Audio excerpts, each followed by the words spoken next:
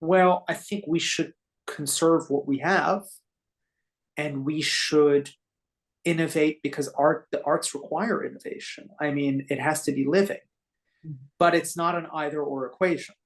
And it's not an equation about alienating, and it's not an equation about like inclusion doesn't mean the exclusion of others, right? Like at the end of the day, you have to make the pie bigger. And I think that implicitly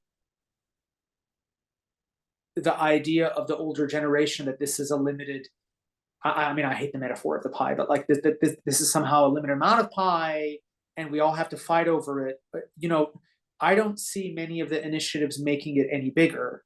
I just see it, there's essentially a transfer of loyalty, a transfer of loyalty to potentially risky short-term loyalty.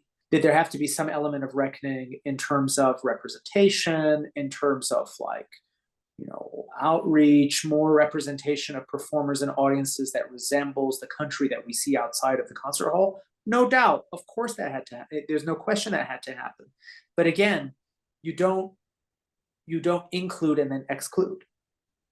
You include because you say classical music makes a claim to being a transatlantic artistic and aesthetic movement. For that claim to be taken seriously, you have to include everyone.